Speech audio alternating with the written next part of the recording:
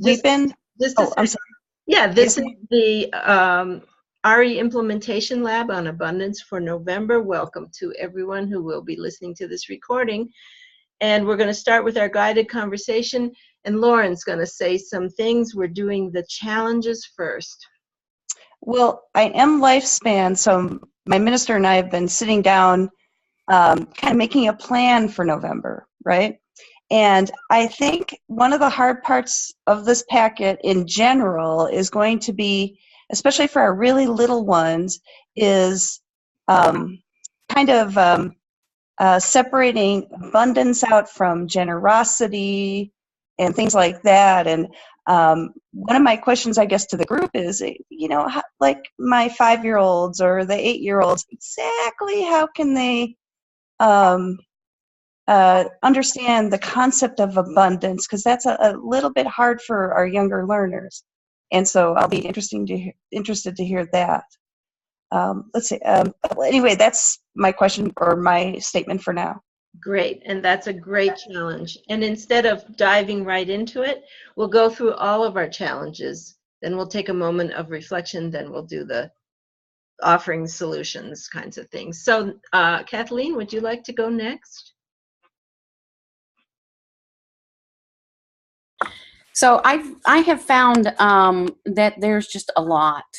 There's a lot to choose from, and so that's one of my big challenges.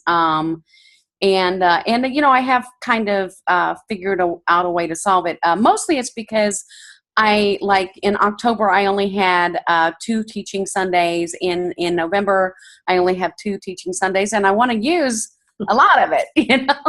So that's my biggest challenge. Great. Thank you, Kathleen. You're making Lenny's job really easy here. Next on my screen is Bob. So my challenge is primarily internal to my team, and the one that's coming up for me, and that is that in the materials there's just a plethora of material, and it's wonderful, and I want for all of our teachers and leaders to be able to draw from all of it. And that can run into situations where, for example, I might select a Time for All Ages story that somebody's going to be using in their classroom. And so we need to think through how to deal with that. And frankly, communication with the entire team is a real challenge. People are in and out.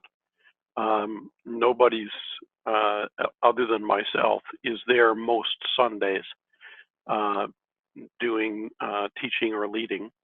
And so coordinating what we're using is an interesting challenge. And I could tell them all the stories are off limits, but I'm not going to do that. Mm-hmm. Great, thank you, Bob. Next on my screen is Jana. I'm honestly very new to Soul Matters. This is the first time that we've used it in my congregation, so I am mostly here to listen and to learn. So that's perfectly fine. Thank you. And if you could think of something, just raise your hand. Great. Next on my screen is Molly.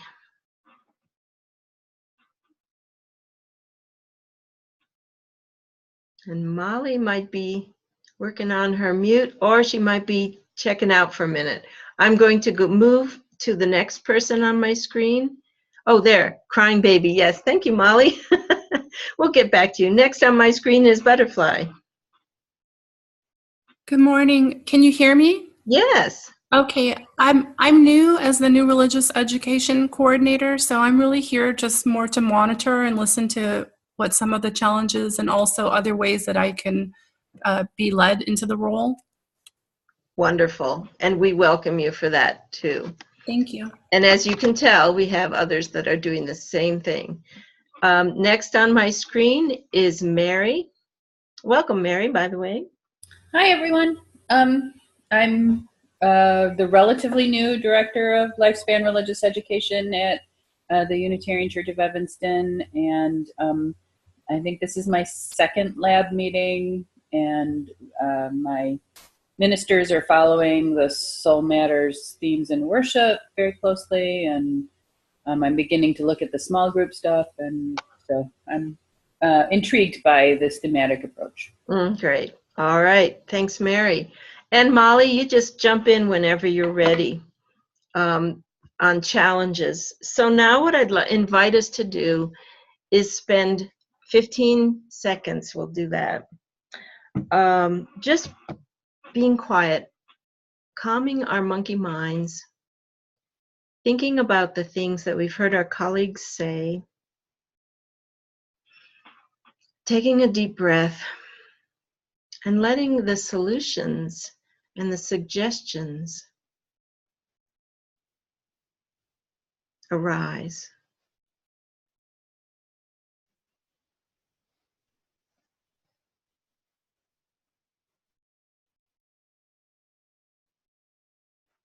And as we return, I'm going to invite you to raise your hand or come back online if you'd like to offer for a minute a solution, a suggestion, a reflection on what our colleagues have shared.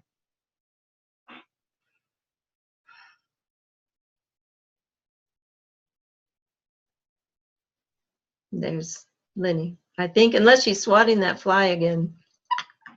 It's the cat this time. Cat.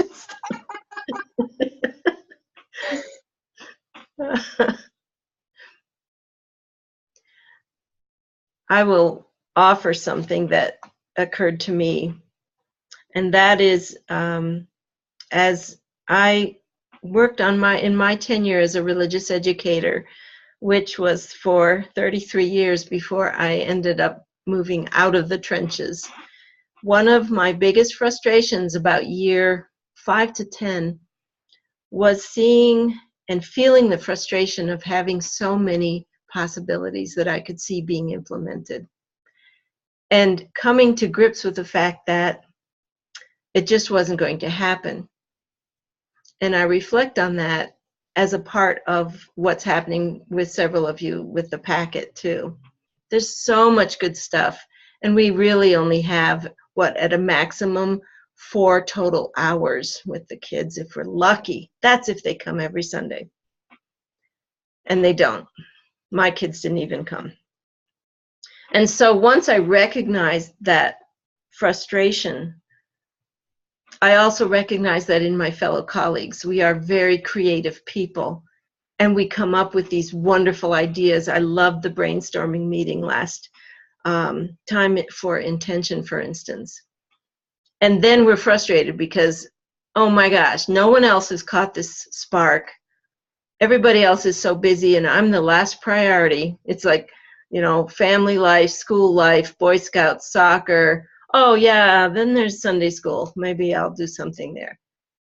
And yet it was so rich in my own eyes. And once I gave that up, I was like, okay, it's frustration, and I'll take it out and I'll put it on my little shelf and do the best I can and know how much there is. And then it took about 3 years, I found, for people to catch an exciting spark. And then they'd say, oh, let's do the bread service this year. And I'd be like, yeah, I thought of that 3 years ago. Oh, no, I'm not. Oh, well. Anyway, just a reflection after 33 years of doing that. Other reflections on the challenges we've heard? Yeah, Lenny. Well, my big challenge right now is mostly my middle schoolers. I have no kids. Like every other week, we just don't have a class. And we're doing the crossing paths thing. So it's been really difficult trying to figure out how to condense that for when the kids are actually here. Mm-hmm. And then, of course, next month we do a big Thanksgiving dinner service. And it's intergenerational, and it's literally the best service of the year because it's Thanksgiving. And there's lots of food. But, that leaves me 3 days, which means I'll probably have the junior high kids one. So that just doesn't give us a lot of space to do much. My other classrooms are doing awesome things. We do spirit play for our kindergarten to sixth graders. And I have all the stories lined out from now until May for them. Wow.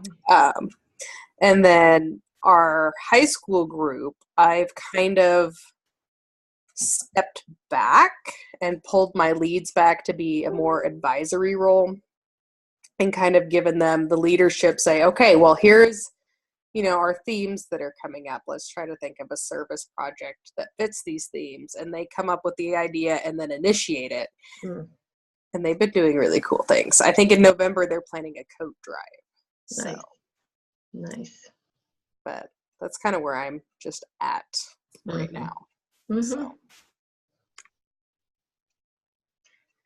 One of the any other reflections on our challenges, hopes for perfect solutions, the absolute perfect thing to do? Yeah, Lauren.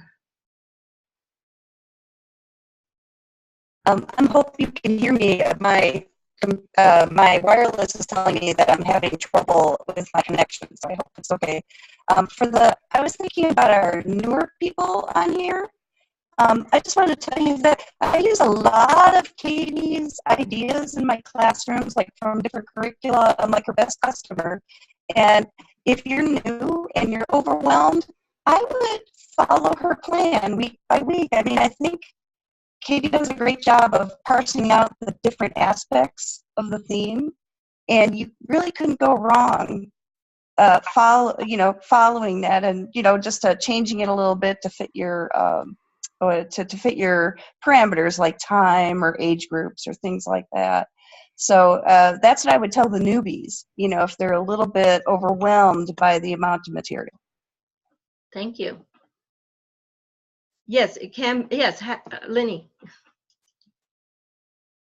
Yeah, I just wanted to second that.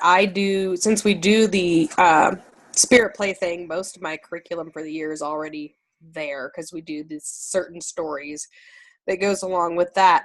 But the first Sunday of the month, we do a children's chapel, and that's where I take the bits and pieces from the packets and kind of piecemeal them together to fit our thing. So they're really very customizable, and you can tweak and twist them, and it's a lot of fun to do that. So definitely do that. There you go.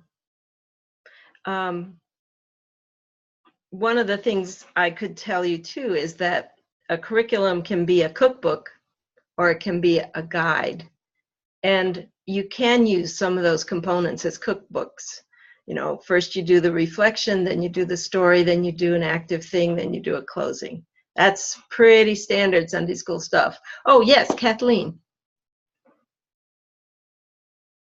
Oh, you need to unmute. So is it okay that I don't just stick to the RE packet for my RE for children and youth, that I use stuff from the worship packet as well and use stuff from the small group as well? Oh, yeah. Okay, because it seems like sometimes it's not meaty enough for the kids as far as I'm concerned. And then also sometimes the stories for the kids are too long and drawn out. Mm-hmm. So I will find something off my bookshelf that goes along with the theme. So for this month, for Abundance, for the second class that we're having, I'm using a book called Just Enough and Not Too Much. Ooh, perfect. And, I figured that was really good for them to see, how so many people have so much that they don't need. And then there are people who don't have enough, and if you've got too much, give it away to somebody who doesn't have enough. So. That's excellent. And Kathleen, we are innovators. Religious educators are called agents of radical transformation. And we always do that. Every single one of us sits there and we wouldn't it be lovely if we could write it from our own brains every week and just go for it? And some DREs try to do that, and then they realize, oh, wait, that just took me 50 hours and I'm paid for 10. No, I'm trying to do credentialing. I don't want to be using my brain any more than I have There to. you go. Well, congratulations on the credentialing, and put that book suggestion in the Facebook page, because Okay. that's what it's all about. Okay. Yeah, because I don't certainly have any kind of, like, this is the last word. It's called Soul Matters Sharing Circle for a reason. And I'm hoping that if you can use the packet as a guide, you don't need it as a cookbook, do everything you can. And in fact, it was Scott and I talked about using the small group packet for youth group because of the power of those questions. Good. Yeah. All right. Any other things from our lurkers? All right. Hope that was a little helpful for some. Now what I'd like to do is go into, and we are sort of mishmashing as we always do, but that's fine. Opportunities. So this is where you might think of opportunities that you're seeing, and this is the fun, easy part, for implementing the theme of abundance. So for instance, Kathleen, you shared your book. Feel free to share again. We have the time. And shall we do the same order? So Lauren, would you like to share any opportunities that you have found for the packets? Oh my. Okay. Well, I have the packet on my laptop, so I'm having trouble remembering what I read. I really like the idea of the maker space for that. For instance, that Sunday after Thanksgiving, where you have kind of a big crowd, but you don't. In my part of the country, the kids often have a week off for Thanksgiving, but the parents don't, and so they're itching to get out of the house, kind of thing, and they bring cousins because they're still in town after Thanksgiving, right? So I'm thinking that makerspace would be good, and what a great way to show how you can use just odds and ends like toilet paper tubes to make something out of nothing, kind of, so to speak, and to see what's around you. Mm-hmm.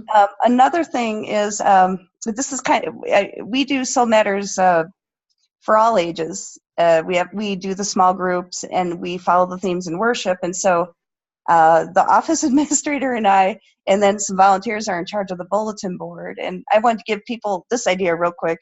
We were thinking we would have the stereotypical cornucopia, but on the fruits and vegetables coming out of the cornucopia, we were going to have ways of cultivating abundance, which was being grateful for something every day, talking about ideas instead of people, all those really good, healthy spiritual practices, because the bulletin board is not only for our children, but it's also for the adults. It's in a kind of a neutral place in the church. Mm-hmm. So anyway, so those were some of the ideas that have already come out of the packet for November, and so anyway, I'm looking forward to it. Great. Thank you, Hattie, Lenny, for timing this, but I think we're great. Thank you. Next is Lenny.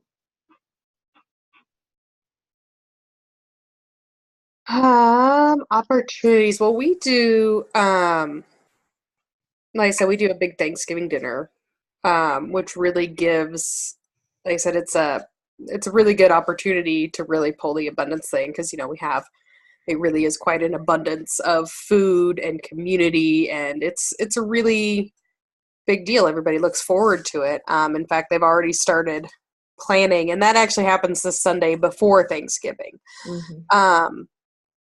And I've mentioned a few times that we do the spirit play, and I do tailor the spirit play stories to go along with the themes, because I try to keep everybody on the same. And part of what we're doing is that class is making little trinkets and goodies, little like ornaments and cards and things to send with the meals that get sent home to our homebound community members. Oh, nice. So there's kind of an opportunity that we're utilizing to kind of tie everything all into one, and really kind of bring more community together. My high schoolers are doing a coat drive. My middle schoolers are hopefully going to be there somewhere. But yeah, we really, it's a great theme and opportunity to really, I feel, tie our community together, because our youth gets very disconnected sometimes. They're not in the service for most of it. And our middle schoolers and high schoolers are actually in a totally different building. We have a separate youth house that they go to. So any opportunity I have to bring everybody together Nice, yes. is excellent for me. Mm-hmm. And that's what thematic ministry is all about, eh? Okay, Kathleen.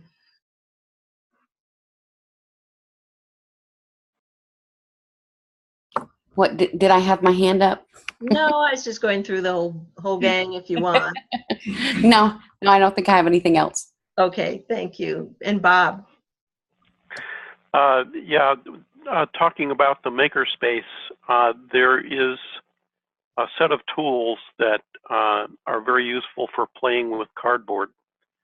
It's produced by a company called Make Do. And I'm posting the link to their website. Thank you. It allows kids to cut cardboard safely. It allows them to tack pieces of cardboard together, so you can make some really neat things. You could build small buildings if you want to with these tools. Oh, cool. So there's a nice little cardboard saw and some ways to screw some things together. Thank you. That's excellent. What a great idea. Other things you might share with us? Myself? Yeah. Sure. One area that we are working on is folding in some anti-bias material into what's available already. And there's already some good anti-bias material in the Soul Matters stuff. But we have one person on our team who is really fired up about this and is doing some research and pulling in other resources. So as that becomes available, right now I don't have anything, but as it becomes available, I plan to be sharing it. So all of you might also take advantage of some of her work. Great. Thank you. All right. Any of our other quiet folks want to jump in and talk about the packet and opportunities? I'd be glad to have you join us.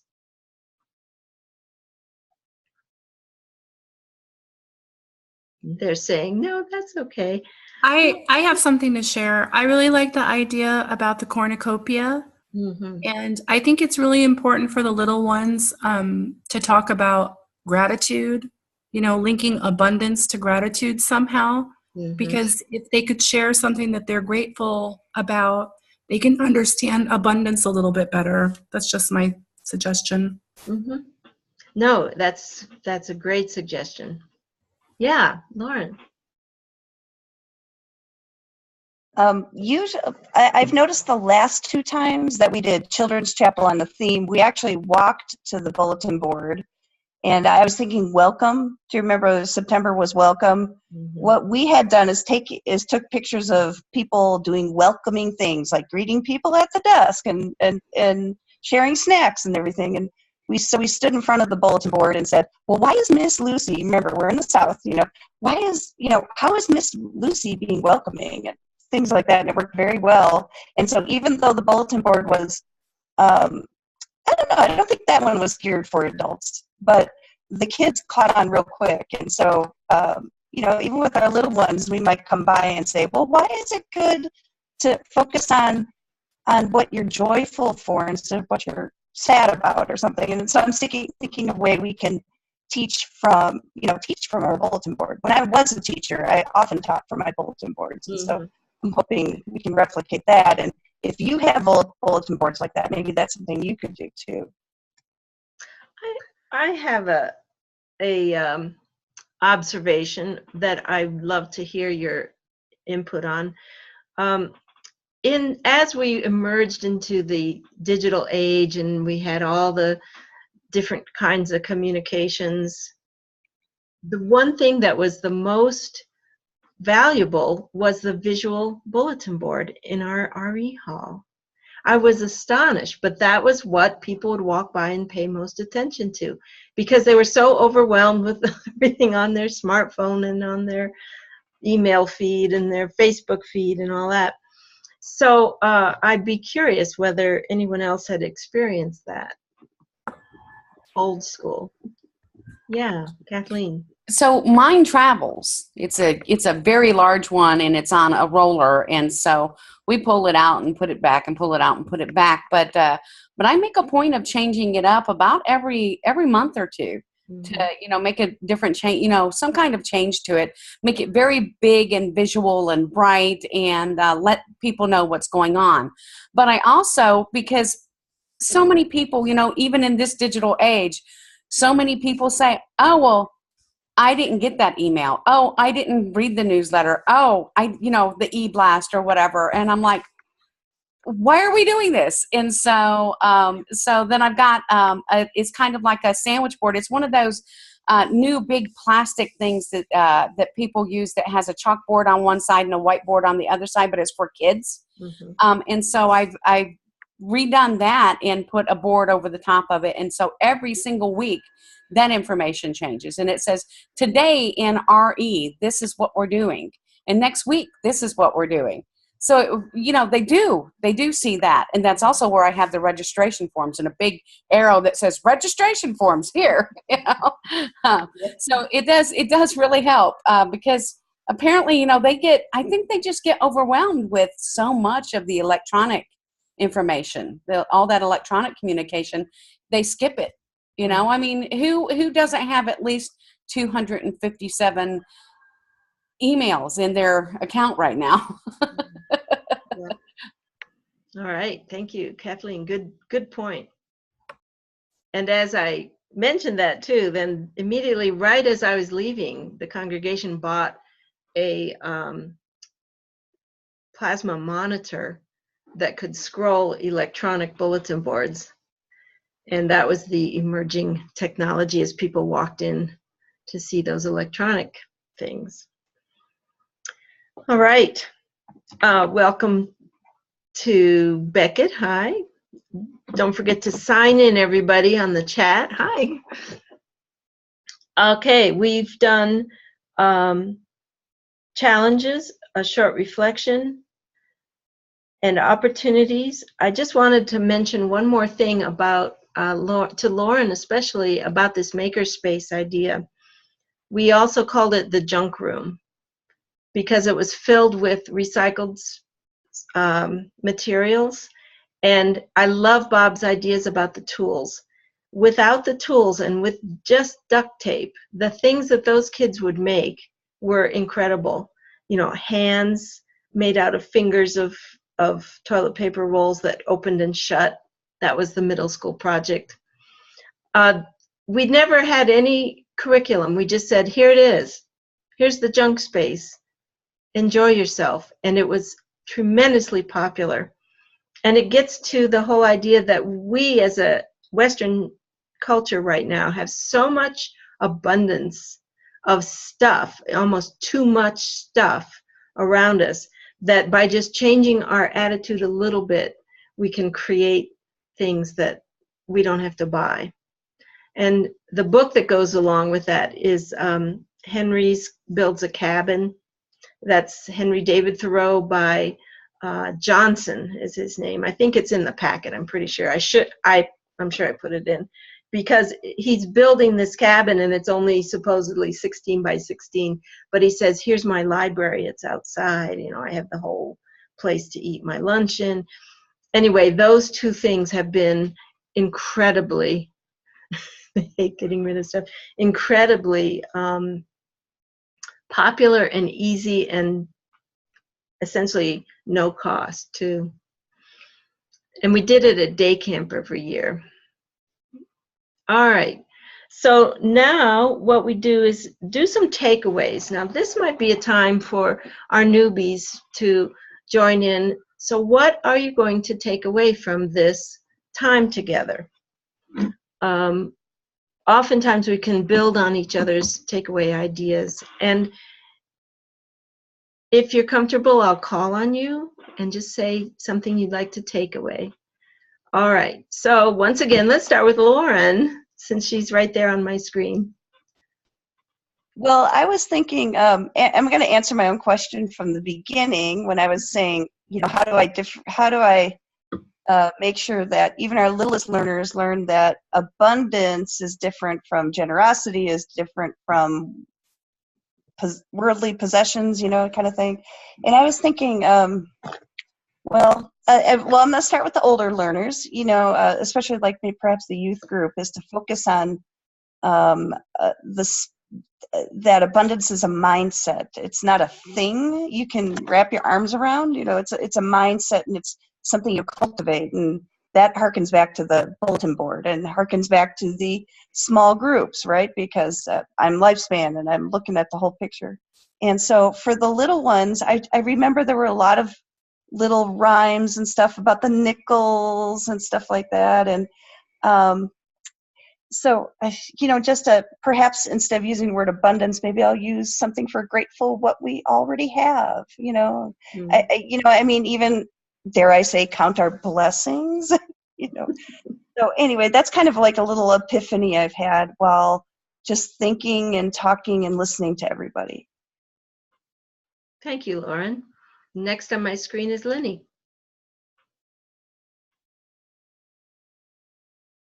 I'm mostly excited about, like I said, all the opportunities to really tie the community together and really explore that abundance of community through various ways and all the levels. So that's kind of where I'm at on it. Great. Thank you. Next on my screen is Kathleen. I'm really enjoying being able to take things from different packets and different sessions and bring them together to make a session, for the kids. Because, we're not all in the congregation using the themes for everything that we do, So I don't know, I kind of feel like if I don't use it, it's going to get wasted. So I don't want to waste the resources, especially since I just don't have the bandwidth to think of anything new right now. Mm-hmm. So it's good that somebody else thought about it. So thank you. All right, great. Thank you, Kathleen. And next on my list is Molly. Are you able to come and join us? We'll see if you calmed your little baby there.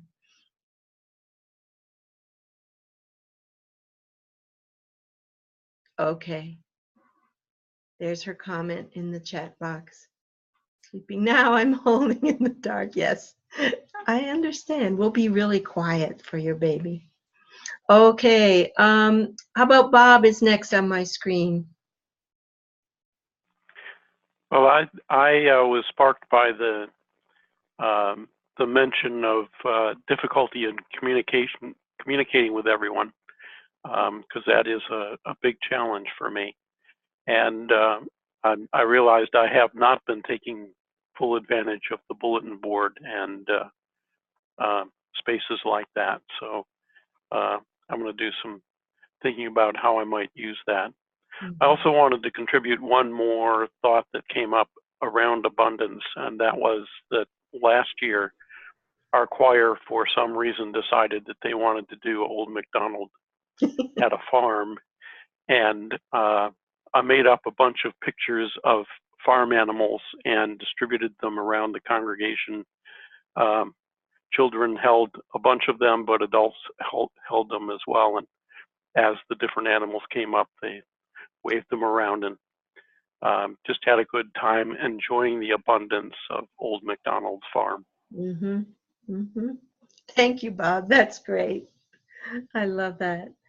Gianna, are you interested in joining us for some sharing of takeaways? Yeah, my thing keeps falling down, so it's Sorry. We haven't really started implementing Soul Matters yet, so I am excited to implement it in my RE classes and work it into the themes that I had already kind of planned out for the year before we got into Soul Matters. So I'm excited to start weaving it in abundance. Great. Thank you, Gianna. Okay, so Beckett, you want to join us? Just say hi for a sec. Hi. Very appreciative to be here. I'm looking for ideas and inspiration and things that I can just sort of offer to my incredible volunteer religious exploration team that I have here. I think right now because we're going into Canvas right now as well. It's Canvas season right now for us at this church in Canada. So we don't have the Thanksgiving piece of abundance here because we already did that, but we do have the Canvas piece. So I'm doing a lot of thinking about generosity and gifts and giving and the ways in which we are enough and the ways in which we have enough. Mm-hmm. And that's kind of where my head's sticking right now. And then sort of the standard time, talent, treasure. You know, how are you giving of each? What do each of these rooms in your house look like? And how much of these rooms are you sharing here in this community? So, Boy, as you were saying that, what sparked on me is the Wendell Berry chant that's in the packet. What we need is here. Wouldn't that be beautiful for stewardship? Ooh. Cool. Nice. Yeah. Thank you. And Mary, would you like to share? You're next and last on my screen. Sure. Honestly, I've been mulling over this whole abundance thing. I'm taking an online course with my partner in Brene Brown's work. And one of the things that Brown says about abundance is that the opposite of scarcity is not abundance, that those are two sides of the same coin. That the opposite of scarcity is enough. And so she talks about the the scarcity we feel with regard to, and how we compare ourselves in terms of looks or jobs or relationships or money or things that we own, and how, what a relief to the kind of cycle of shame and self-loathing this concept of enough is. So I have enough, I am enough. So it's the thing I've been mulling over as I've been thinking about this theme this month. I love it. Isn't that beautiful? Reflections on what we've all just heard. I will start as you're letting your mind sink into this. One of the things Scott Taylor, the founder of Soul Matters, and I talk about is the words, because the words are tricky for our youngest children, as Lauren was finding. The word abundance. And what he challenged me to do was to use the word as much as possible so that even the littlest ones hear that word. And when their parents come back and talk about the sermon on abundance they just heard, or the small group question that they're struggling with or reflecting on, they will know that they're doing the same theme. And they might not know exactly what abundance is, but they might get enough from the context. So right now I'm writing the packet on intention, and I'm like, intention. How do I do that for the preschool set? And yet I'm going to use that word every once in a while, not all the time, but to talk about that word so that we can do thematic ministry. And I also want to share the story of impermanence. We did impermanence last year, the year before. And our preschool teacher did artwork with no glue and tissue paper. So they were just laying tissue paper on. And right at the end, as the parents came in, she invited the children to take a big breath and blow the tissue paper away as a way of illustrating impermanence. And she used that word. And the parents said, this is so fantastic that our 4-year-old is doing the same thing that we just thought about in the sermon. So I will share that with you as a way of suggesting we try to use that word, because certainly, as you said, Lauren, it bleeds into, abundance bleeds into gratitude and generosity and all this. And yet, if we try to use that focus, it might help with our thematic ministry. Offer that up. All right. Let's take 15 seconds and let this all settle into our monkey brains for our final few minutes together with our colleagues in silence.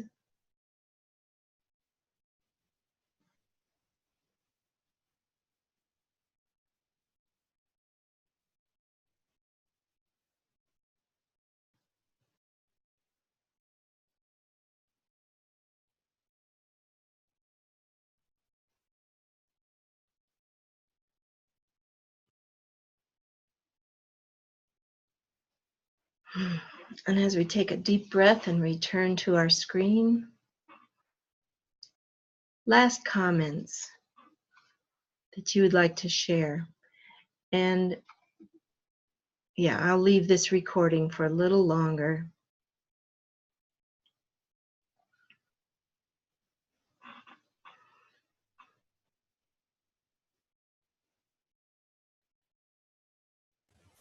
I love that idea that you shared about, a little project related to impermanence and introducing the idea of impermanence.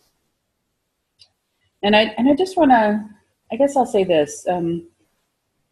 We last week were on the theme of courage, and in relation to the white supremacy teach-in, we're talking about food justice and food security.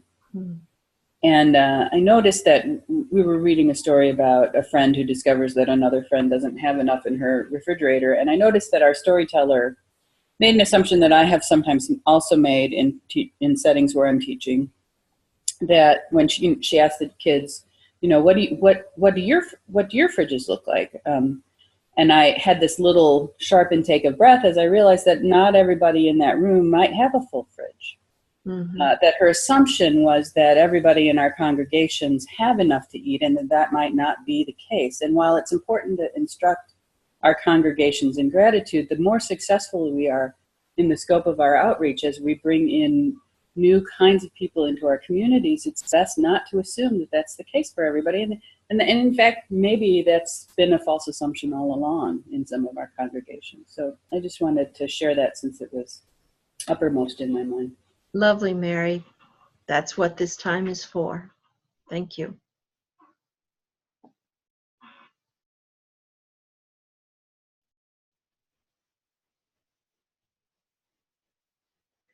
One of the things I noticed when I did my research in the works of Parker Palmer and the Center for Courage and Renewal is that he does preface most of his work on abundance and his writings by saying that we who have so much may well be taught by people who don't have enough, because they truly understand the meaning of community as abundance.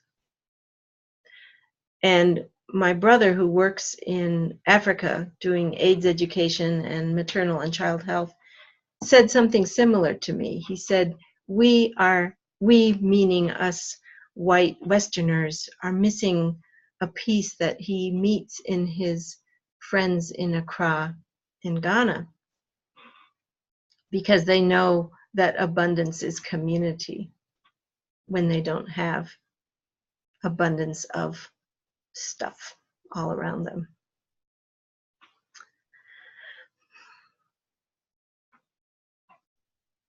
Thank you, Mary, for that reflection and for helping me remember that. Any other last words before I blow out our chalice?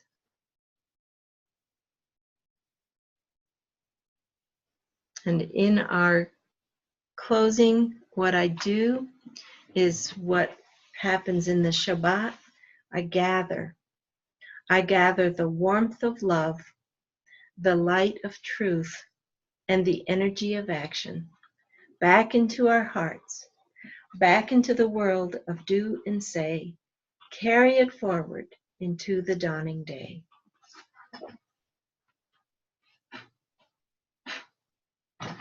Go now in peace. Amen, everybody, and have a great rest of your day.